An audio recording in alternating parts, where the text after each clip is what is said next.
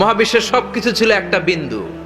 এটাকে বিজ্ঞানীরা নাম দিয়েছে দ্য সিঙ্গুলারিটি, মহা একত্ব। এরপর একটা প্রচন্ড বিস্ফোরণের মধ্য দিয়ে মহাবিশ্ব সৃষ্টি হয়েছে।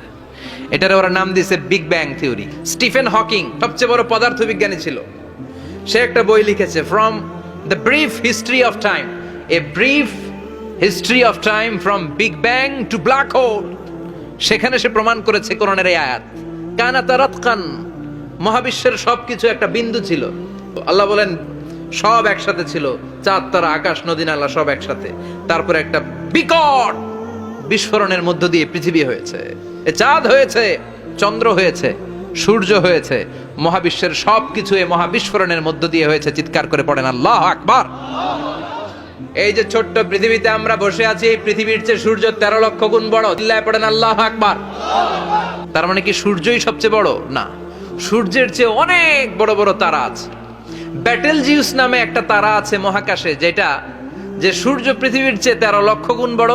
এই ব্যাটেলজিউস তারা সূর্যের চেয়ে 33 কোটি গুণ বড়। এই ব্যাটেলজিউস তারাটাই কি সবচেয়ে বড়?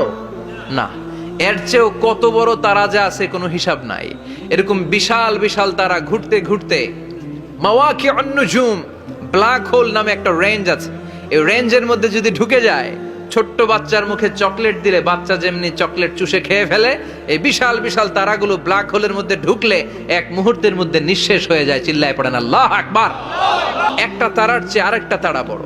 এরকম হাজার কোটি তারা মিলে আমাদের গ্যালাক্সি। এই গ্যালাক্সির নাম হচ্ছে মিল্কি ওয়ে। কি নাম? আমাদের গ্যালাক্সির নাম কি? সবাই বলেন তো। Milky Way. কি নাম? এরকম একটা গ্যালাক্সি না, লক্ষ কোটি গ্যালাক্সি আছে। আমাদের গ্যালাক্সির পরে সবচেয়ে কাছের গ্যালাক্সির নাম অ্যান্ড্রোমেডা। কি নাম?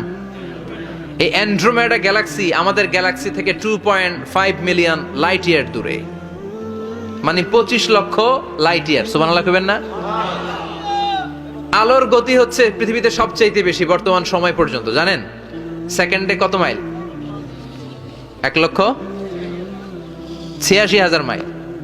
এক সেকেন্ডে আলো ছুটে 1,86,000 মাইল বেগে। এত বেগের কোন প্লেন বা রকেট নিয়ে যদি আপনি আমাদের গ্যালাক্সি থেকে মিল্কি ওয়ে থেকে অ্যান্ড্রোমেডাতে যেতে চান, তাহলে আপনার 25 লক্ষ বছর লেগে যাবে। এজন্য আল্লাহ বললেন ইয়াসিন ওয়াল কোরআনিল হাকিম, বিজ্ঞানময় প্রজ্ঞাময় কোরআনের শপথ। এই কোরআনের ভেতরে আমি কসমোলজির কথা বলেছি, অ্যাস্ট্রোলজির কথা বলেছি, জিওলজির কথা বলেছি, ফিজিক্সের কথাও বলেছি। সুবহানাল্লাহ।